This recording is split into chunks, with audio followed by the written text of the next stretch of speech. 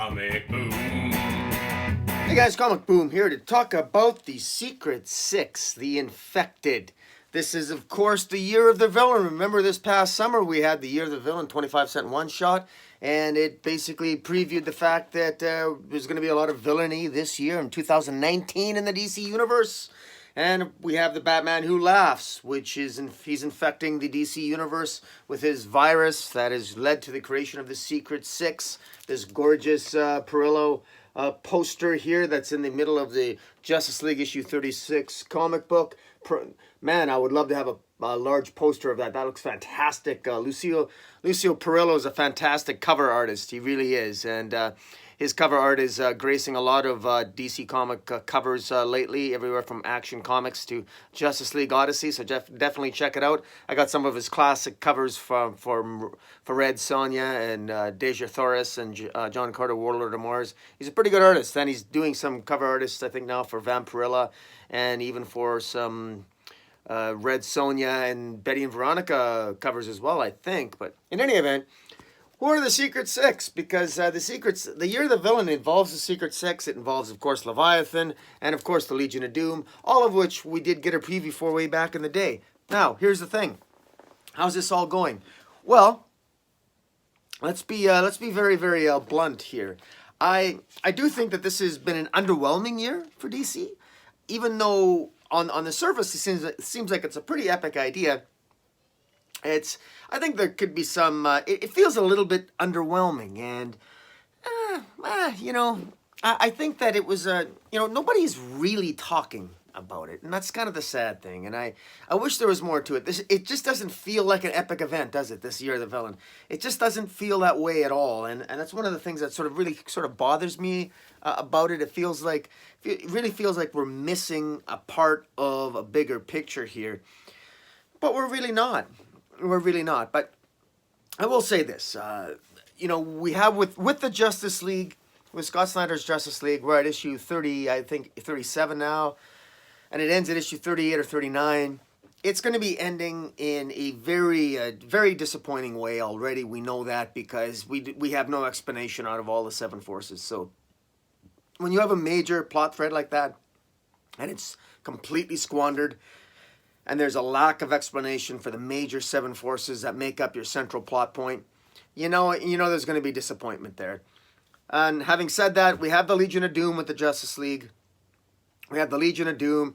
Perpetua now is released, and with the latest issue of Justice League, we know Perpetua now has, surprise, surprise, betrayed the entire Legion of Doom except for Luthor, and she's taken Sinestro, Cheetah, and Gorilla Grodd, and put them all in stasis and is siphoning off their power into Lex Luthor, and Lex Luthor is utilizing that to create Apex Predators, more Apex Predator, the Apex Predator race of warriors and soldiers to attack the forces of justice who are held up in the Hall of Justice in the latest issue of Justice League. And so you're going to have the floating Hall of Justice battling the Legion of Doom, and I guess it's going to be okay. And it is. There is some excitement there. However, I'm being picky here because I'm looking at the larger narrative, and wow, 38, 39 issues, and it just really feels like there are so many plot points that were left unexplored there. Scott Snyder did bite off more than he could chew. He really did. But considering how many moving parts that he had to work with, I think he did do a reasonably good job of pulling it all together. I do feel that it needs 50 issues because unlike Tom King, who doesn't know how to craft a larger narrative, Scott Snyder, I think, actually does maybe know how to pull it all together, but there's no way he can wrap it all up in 2 issues, and that's exactly what he's going to be doing. It's going to wrap up at issue 38 or 39.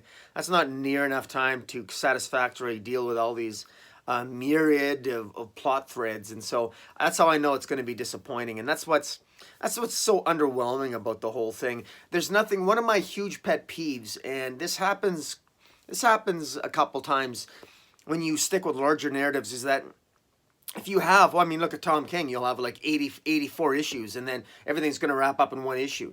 When you have massive amounts, a huge number of issues building a story, and then it resolves in 1 issue, that's terrible. When you have the bad guys winning for 80 some issues, or in the Justice League, if you have the bad guys winning for 35 issues, and then you wrap it up at 4, and the good guys suddenly pull something out of their butts and win, that's just not. That's very disappointing storytelling as far as I'm concerned, because it's all build up and there's not enough payoff there, and unfortunately that's just the way it is. Again, I guess I got a nice shirt out of it, and it's okay, but it is, unfortunately, it's forgettable. This is not going to be for me, it's not going to be a very memorable Justice League run. It's going to be a disappointing run, and I really hope that what DC has learned from the very bad experience of dealing with Tom King on his long narrative in Batman, and with the very underwhelming Justice League under Snyder, is that if you're going to be engaging in a long narrative, you have to have some idea in terms of how you're going to resolve the major plot points, and don't do anything as nonsensical as coming up with 7 different forces and not even know what they are, or not even satisfy the readers by explaining what they are or incorporating them satisfactorily into the narrative. Because it's a significant miss, and it's just one of those things where, we deserve better. We deserve better. And in this day and age, with the competition in the comic book marketplace, you got to be more on the ball. You got to be more on the ball. Again, the Justice League series under Snyder, it's okay, but it's not great. It's good, it's entertaining, and it's fun at times, but it's not epic, and it should be epic. Now, having said that, I said I'd talk about the Secret Six, so let's talk about the Secret Six. First of all, the first question that has to be asked with the Secret Six is, we know that they're infected by the virus created by the Batman Who Laughs. In the Batman Who Laughs miniseries, the 7-issue miniseries, the Batman Who Laughs tried to infect all the citizens of Gotham with the virus, but he was stopped, we thought successfully. We found out at the end of that series that Commissioner Gordon was infected with the virus. And what the virus does is make you explore your darker self. Now, one of the Secret Six members is, of course, Commissioner Gordon, and he's there, and he's wearing a mask, and he's wearing he's got his police batons there. So it's kind of odd to see Commissioner Gordon as one of the infected, but there he is. I don't really see, he's clearly one of the least interesting members of the Secret Six. So the question now becomes is that now that the Batman Who Laughs was unsuccessful in infecting all the citizens of Gotham, the Batman Who Laughs then turns around and infects 6 members of 6 heroes with the virus. Now, what's the purpose of that? Because it's a little frustrating. Because part of me is thinking, well, what's the big deal? Why would you want to do that? What's the motive? Well, it appears that in the latest issue of Batman and Superman issue 4, which has the cool cover here with the Batman Who Laughs, and then Batman and Superman are on the bottom there, defeated. It's revealed that the master plan is that the Batman Who Laughs, apparently all the infected, so these 6, the Sinister Six, Supergirl, Commissioner Gordon, Shazam, Hawkman, who's now Skyhawk, and the Scarab, and Donna Troy, the darker version of Donna Troy, apparently they all possess energies that when utilized together will help the Batman Who Laughs open up a portal, and the Batman Who Laughs will be able to suck his Justice League Watchtower satellite from his dark multiverse, his dark world, into our world, and apparently the evil version of the Justice League Watchtower, or the Batman Who Laughs Justice League Watchtower from his universe, will help facilitate the mass infection of the entire planet of our Earth, and that way we will all get infected by the virus. So that's the massive plan. Now, what's unclear at this point is what a strange membership of people to have different energies. I mean, for example, what's the energies that Commissioner Gordon's going to contribute? I mean, what are the 6 energies that the Batman Who Laughs needs? What are they specifically? How are you identifying them? This is what's frustrating. Remember, one of the number one fault of Snyder's Justice League is his failure to adequately address what the 7 forces are and to explain them. And right away, right out of the gate, DC is repeating that same error by saying that there's now 6 mysterious new energies that are embodied by the Secret Six that he has to encapsulate or bring together to open up a portal into his universe and bring in the evil Justice League Watchtower satellite and infect the planet. Why? Why would the Batman Who Laughs need to do that? Why would he need to do that at all? He almost already successfully infected all of Gotham. Why doesn't he just repeat the thing and duplicate the virus and infect one city at a time? Because he certainly has the heroes to do that. He's got superpowered Shazam, and Supergirl alone would be enough to spread a virus all over the planet in relatively record time. Why would he even need 6? Again, it's really, really odd here. And because there's 6 of them, what's odd about that is there's not 7 of them. So I was thinking maybe at first, maybe that these 6, this secret 6 would be connected to the 7 forces of creation that Perpetua is accessing. Well, of course, those are 7. So this is 6 and that's 7. So there's no connection there. So then all what DC has done now is that it's created more confusion. And this is a real big mistake. And this is a mistake at editorial at DC, because one of the things that DC's not done a great job at is that with the Justice League, you had the 7 forces of creation. You had the 7 positive forces, the 7 negative forces. And then over in the pages of Flash under Williamson, you had additional forces like the strength force and the sage force and the something other force. And now we were getting 6 new energies that are being utilized by the Batman Who Laughs. And basically, this whole thing feels like you're throwing a bunch of different concepts at a wall and not taking the time to organically develop what they are so that the reader can get excited about them and to show that something is at stake. Because right now, I don't feel that anything's at stake. Now, having said that, the concept, okay, let's go at that concept. So let's deal with each individual member of the Secret 6. So the first one I'll deal with that we were really introduced to, I think, was Commissioner Gordon. And he was infected. He was the first one that was infected, flowing out of the events of the Batman Who Laughs. And what is Commissioner Gordon's darker side really, man? What's it really show? Well, first thing that has to be said is that the Batman Who Laughs seems to be able to telepathically communicate with all of them. He seems to have a connection to all of them in some way that he can just sort of, whatever he thinks, he can communicate with them right away. And they all seem to be somewhat sympathetic, or they seem to automatically all be on the same side. That is, even when they're not getting along with each other, they're kind of getting along with each other, and they still want to go with the agenda of infecting all the planet. And this leads to my second criticism. So the first one is the fact that all of them encompass different energies that we don't really know much about yet, and that doesn't make a lot of sense to me, but maybe that'll be explained. The second criticism is that I'm not sure why they would want to help the Batman Who Laughs. Now just bear with me for a second, because if all 6 of them are exploring their darker side, I guess it's the concept itself of exploring your darker side. Because if you're exploring your darker side, if you're really exploring your darker side and your darker aspects of your nature, that doesn't necessarily mean that you're going to automatically get along with people who are also exploring the darker aspects of their nature. If I suddenly explore my darker side and I become a jerk, that doesn't mean that I'm going to hang out with jerks. There's lots of nice people that hang out with jerks, if you get my meaning. You know what I mean? Like, as a matter of fact, a lot of people that are jerks don't hang out with other jerks because they think they're jerks. You know what I'm saying? So this whole thing doesn't really work. So just because you're a bad guys don't always hang out with bad guys. As a matter of fact, a lot of people that are jerks like to hang out with nice people because they want to take advantage of them. That's the whole point of having a dark side. You want to manipulate people. You want to get in tune with them. You want to build rapport with them so you can take advantage of them. That's what you do when you have a dark side. And you also don't let people know you have a dark side. You work behind the shadows. You get some satisfaction manipulating them, deceiving them. After all, you have a dark side. That's how you're manifesting it.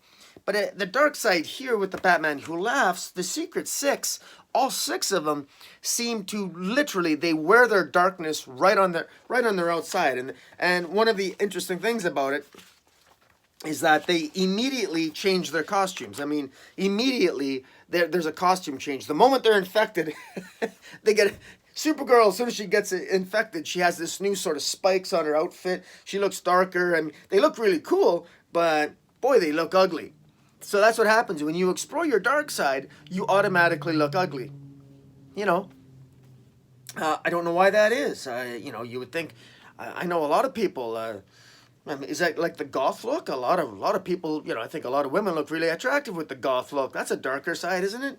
Or is that just a misconception? I don't know. To me, this whole thing is Donna Troy. Donna Troy looks, just because you go dark, does that mean you go evil? So I think a missed opportunity was. I think there's a missed opportunity character-wise here, because just because you go dark doesn't mean that you're going to go evil. And well, it's the year of the villain, the infected, but that's the route that DC wants to go. But because they're doing it in such a cliche manner, it usually misses out on character development, and I'll prove that because you look at Supergirl and you look at the pages of Supergirl, and Supergirl gets infected, and it's a really, really boring tale, man. It's a really boring tale. Supergirl issue 36, she gets infected. Now, at least with Supergirl, with written by Mark Andreyko. Now, Andreyko has actually done a pretty good job, considering the fact that he's been infected with the Bendis virus, and he's had no choice but to pervert his storylines with the awful Rogolzar storyline, which went nowhere. But at least the best part of the Rogolzar storyline was the part of the story in the pages of Supergirl by Mark Andreyko. Mark Andreyko did a pretty good job, considering that he spent the entirety of an entire year putting lipstick on the pig that it was a Bendis poorly conceived storyline. So I got to give props to Andreyko there. And also, with respect to making Supergirl dark, the one aspect about this Supergirl that I do like is Andreyko does, he tries to make Supergirl being infected interesting by incorporating Brainiac, because if you recall, Lex Luthor made an offer to one of the first generations of Brainiacs that actually collects knowledge from the universe. And so from the original Brainiac, has been trying to infect Supergirl for a while with his nanobites. Well, the nanobites of Brainiac have come into contact with the virus of the Batman Who Laughs. And so within Supergirl's bloodstream, we got Brainiac's nanites trying to basically fight off the Batman Who Laughs virus, and they're basically fighting for control of Supergirl. And in this particular case, it's actually Brainiac that's actually the good guy here, in that he wants to use Supergirl for his own purposes, and of course the Batman Who Laughs has his own agenda with Supergirl. So Supergirl's body is sort of like the playground here, where these two evil forces are sort of battling for control of Supergirl. Ultimately, of course, the Batman Who Laughs virus wins the day. And I think that was interesting. And so I got to give Andreyko some credit there. And now, at the end of the day, Supergirl ends up killing Brainiac. And at least it appears that Brainiac is destroyed.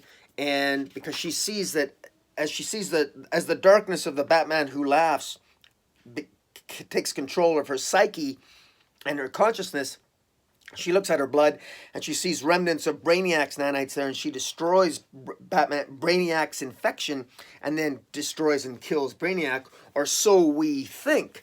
Now, I think what's going to happen here is, and this is in connection with the Scarab, which is one of the other infected, I think that there's still probably going to be some remnants there of Brainiac in Supergirl's blood that will ultimately resurge themselves or revitalize themselves at some point and help Supergirl overcome the infection at some point and throw a wrench in the Batman Who Laughs plans. And so even though Supergirl is darker here and she's sort of isolated herself and she's abandoned Krypto, she's really become dark, abandoned Krypto, and she's joined the Secret Six, there might still be some hope there within the bloodstream of Supergirl if there's still some residual Brainiac infection there. We shall see, which she might need to overcome at some future point, the infection of the Batman Who Laughs. Now, I mentioned the Scarab before, and I want to talk about that. Now, the Blue Beetle, or the New Age Blue Beetle, the Scarab, this is not Ted Kord, not to be confused with Ted Kord, who's the Blue Beetle in the pages of Heroes in Crisis. Not to be confused with the guy who's friends with Booster Gold, all right? This is the New Age Blue Beetle is the Blue Scarab, or I'm not even sure what the hell he's called. I never really collected much. I shouldn't say that. I collected the first 3 or 4 issues of Blue Beetle of Rebirth, but his name is Jamie Rainis, or Haney. It's spelled Jamie, Jaime, but it's pronounced Hamey. Hamey Rainis is the, sounds like anus. Hamey Rainis. Anyways, dumb name. But you know, apparently he's got this. I'm not even sure what his powers are. Now there's this You're the Villain Scarab issue that came out this week that shows that this new Blue Beetle, this who's called Scarab now, he's infected by the Batman Who Laughs virus. It's not clear in here to me what his powers are. This was a very, I was very disappointed in this issue. I like the art. The art was a little bit different. The art was by Freddie E. Williams II. The art was different. The art was a little over the top, but it was nice. It was interesting. I didn't mind it, but the story was confusing to me. I didn't really understand what his power set is. I think the mistake that the writer made, and of course I blame the editors for this. DC's got terrible editors across the board. They got terrible editors, and nobody bothered to tell the writer here that, you know, this series Blue Beetle was canceled for a reason. Nobody was buying it. Nobody really knows the Blue Beetle's powers. It has to be explained. Nothing was explained in here. I really don't know what the Scarab's powers are. He's got the powers. Does he have? I think he's got some sort of nanites in his blood too. But what does he actually do? What's his power set? I don't know. None of this is explained in it. I don't really know. He's got a couple friends in here that are fairly useless. I don't know what role they played. I think Ted Kord shows up in here, and Ted Kord, they end up at Ted Kord's place, and Ted Kord, I think it's Ted Kord here, but it's not clear.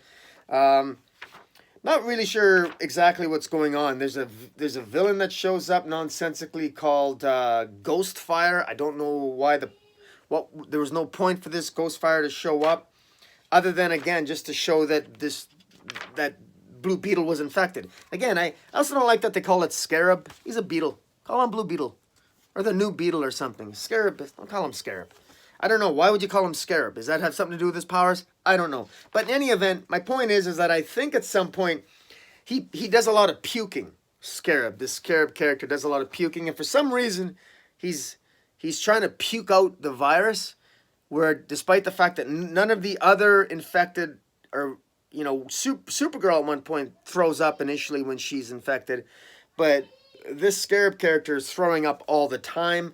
I'm not really sure what his point is. I'm not really sure what power set he has. I'm not really sure why he's needed, other than what energy he brings to the table that the Batman Who Laughs needs. More explanation is needed. I don't understand. I don't understand this character, and I don't know why they're utilizing him. This is a very poorly put together comic book. You guys might as well skip it, because it's so badly put together that not enough explanation is in it as to what his power set is, why it's meaningful that he's infected, what he's doing. There's time wasted on him battling a useless villain that does nothing, that should have been spent on providing us what his origin is, who he is, what his power set is. DC really dropped the ball on this. Again, I'd give this a 2 out of 10. This is that badly written. The art's okay. I'd give a 7 out of 10. But unfortunately, we need an explanation as to who this Scarab character actually is. We do. We need an overview as to who this guy is and what he brings to the table. We just do. So there's a failure there. Now, another character. Now, we could talk about Shazam next. Now, what did Shazam bring to the table? Well, fortunately, DC had more explanation on Shazam, because we had a King Shazam one-shot, which shows Billy Batson being infected, and he's at his foster home, and he becomes infected. And this was actually a really good one-shot, because it has Billy Batson becomes infected, he turns into Shazam, and as Shazam, he resents all the gods that give him his power. So he attacks Atlas, he attacks Zeus, he attacks he attacks Atlas. These are all the gods that give him his power. He goes and he attacks them. So he attacks Atlas. He also attacks Thor, the DC version of Thor, makes mincemeat of Thor. And he even also attacks Rayo, who is a god. And that is normally seen in Superman lore. But he's just attacking the gods, and he's going crazy.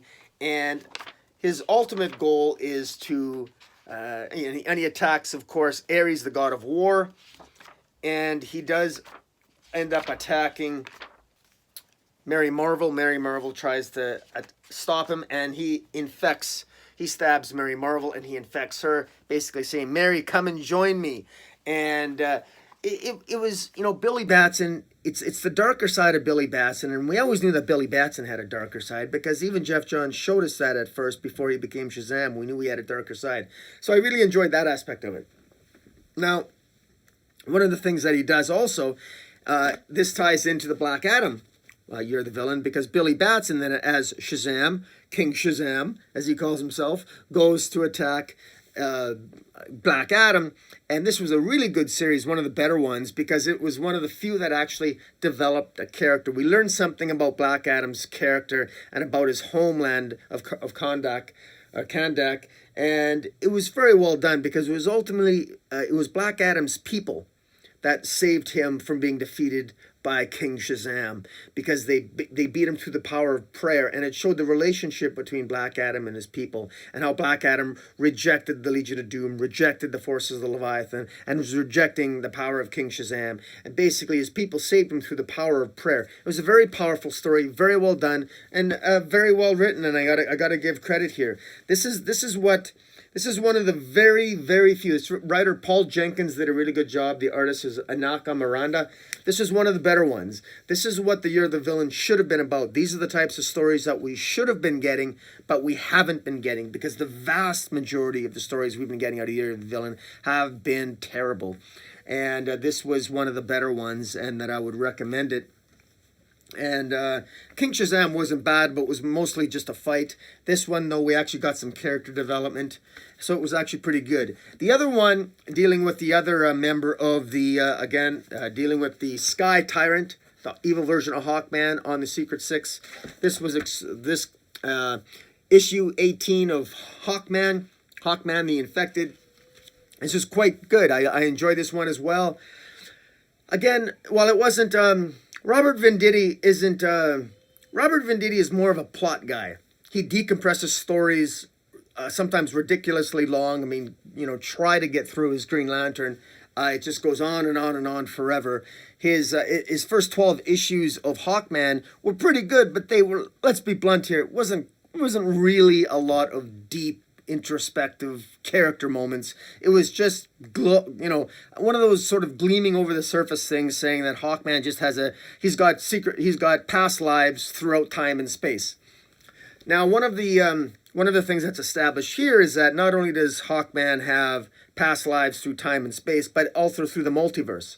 I actually don't like that aspect. I wish they would have kept the past lives through just each individual multiverse, because now it's revealed that all of Hawkman's past lives through time and space, it's throughout the entire multiverse. So that means that one of Carter Hall's past lives is as Sky Tyrant, and he remembers a life on Earth 3. The problem with that, and I do think it's a significant one, is I don't like the fact that he could be literally having different aspects of his soul individuated, and he could literally be living at the same time, but in another multiverse. I guess that's not a bad concept, but I just think I like the idea of one at a time. You know what I mean? Like one lifetime at a time and at different spots in one universe. And that way, I would have liked to have seen Skyhawk be his own character, or Sky Tyrant, or whatever his name is here. I think that it could be, Sky Tyrant. Sorry, Sky Tyrant.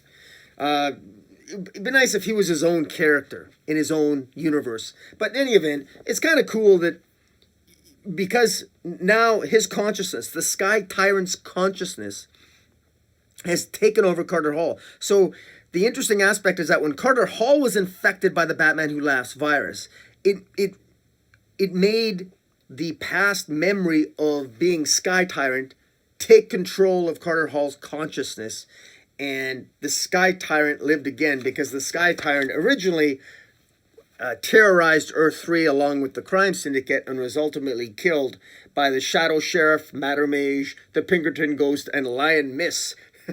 where, of course, Earth 3 being a place where the good guys and the bad guys are switched. So I really like that. I like that aspect of it. And I like the fact that Carter Hall is legitimately having a battle of the souls, so a battle of the mind in terms of who is controlling Carter Hall's body. Is it the Sky Tyrant, or is it going to be Carter Hall?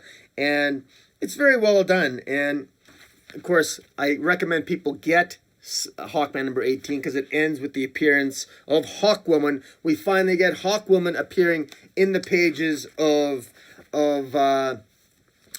And, you know, don't let my minor criticism of Robert Venditti fool you. Robert Venditti's doing a pretty good job overall. I'm enjoying it. And he's the new writer on Justice League. And I gotta admit, while I got some trepidation with Venditti on the Justice League because I don't want him to do a long, drawn-out narrative like he did with Green Lantern, and he has a tendency to decompress and not really nail the landing on some things. I want Scott Snyder to move on to different things and maybe focus on his indie projects. Scott Snyder and Charles Soule wrote the first issue of Undiscovered Country, and I want them to explore that and maybe focus on other things. Of course, I know that Scott Snyder's we're going to be getting Metal 2, unfortunately, in the new year. I'm not looking forward to that.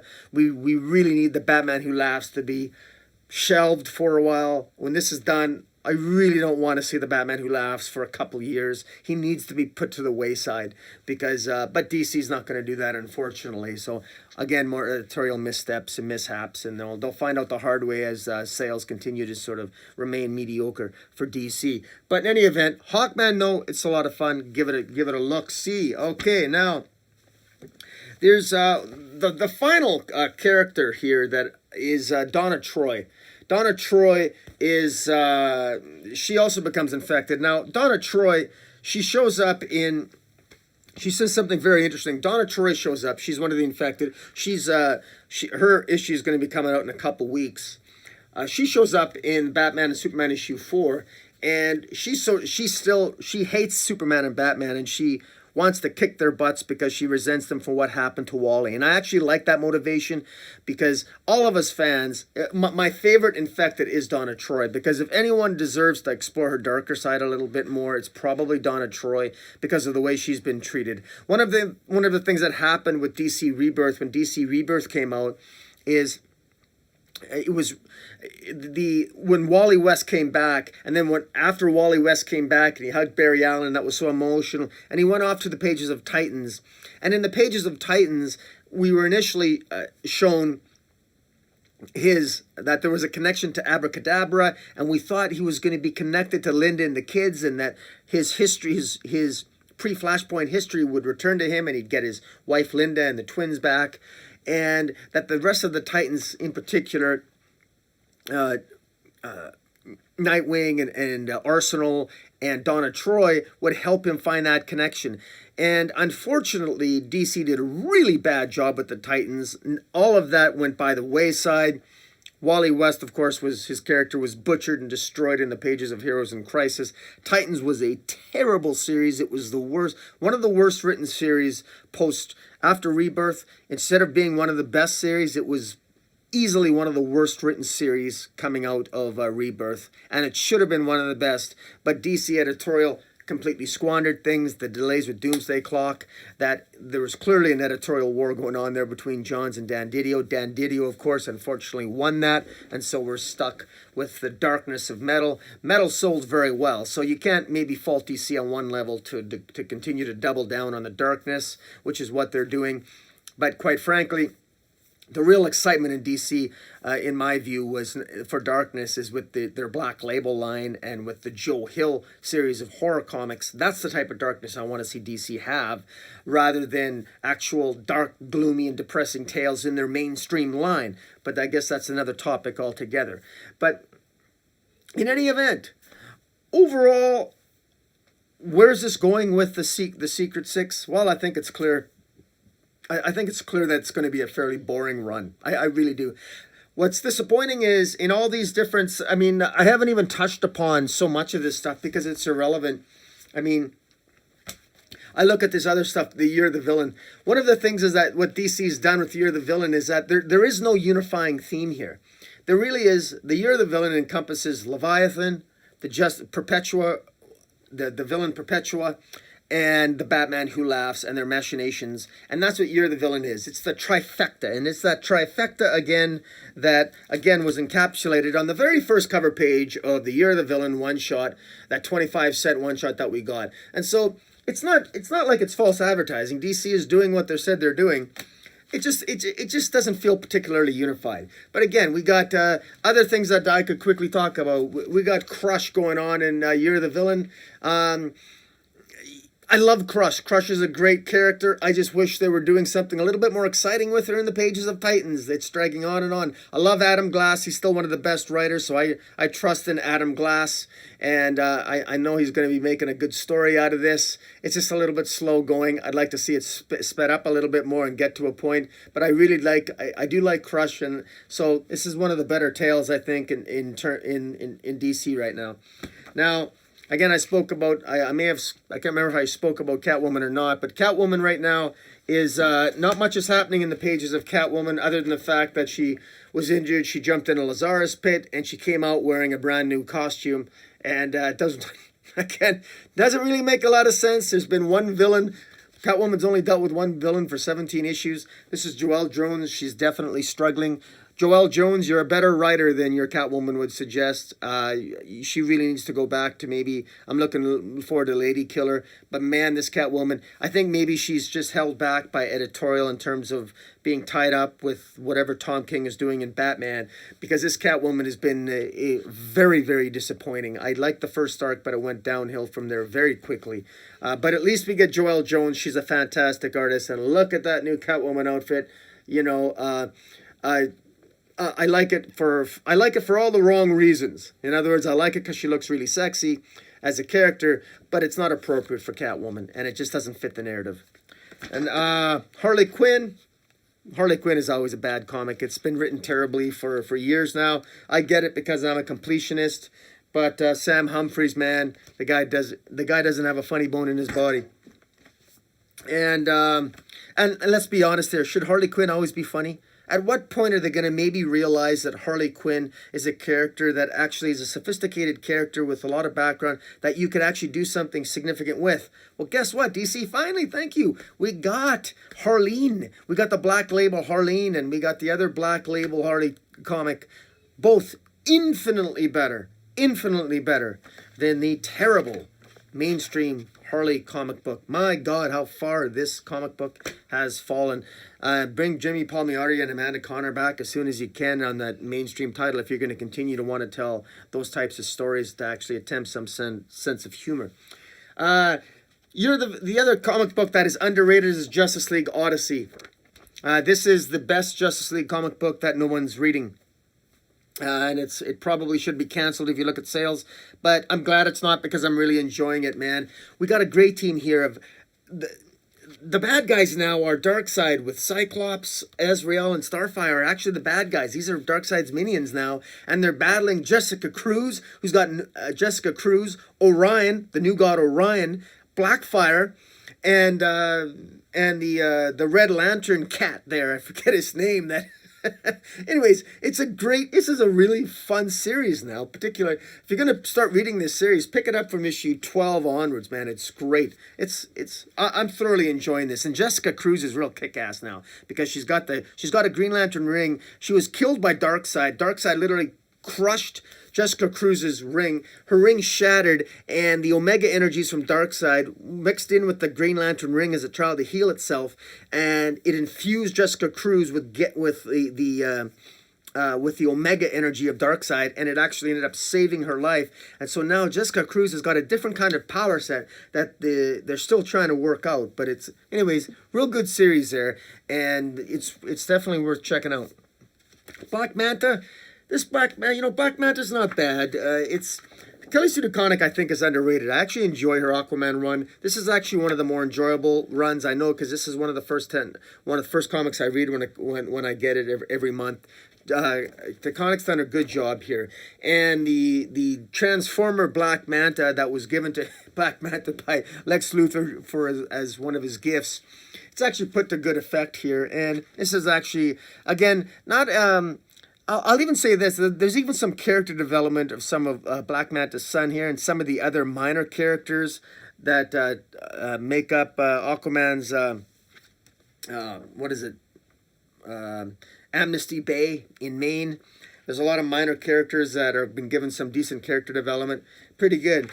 Just as a quick aside, DC, this Svengoolie advertisement you have in your comic books, could you take it out, please? Yes, Svengoolie. It looks ridiculous and it's dumb. Get rid of it. And there's another advertisement here. I guess I'll have to find it, but some of the there's a Snickers advertisement too, man. Jesus. I don't know. Anyways, one of the biggest disappointments I have is in Detective Comics, and that is Nora. I was really looking forward to where Tomasi was going to take the whole Mr. and Mrs. Freeze storyline, and wow, what a disappointment. All it is nothing but a glorified, sad, pandering attempt to just gender swap. That's all it is. All he did was replace Mr. Freeze with Mrs. Freeze. It was nothing but a gender swap. That's all it was. And just extremely disappointing. Really not a lot of character development there. She seems to just be infected. And it's just so disappointing. It's just so disappointing. Now it literally ends. It literally ends now, instead of Nora being in hibernation, in being frozen while they try to find a cure. Now Mr. Freeze is frozen while Batman tries to find a cure for him. That's it. I mean, it's so bad. It's just literally, it's like DC ran out of ideas and say, well, I wonder if we could tell different stories if Mr. Freeze didn't have a penis anymore. Yeah. Pathetic. Really, really sad. Wonder Woman.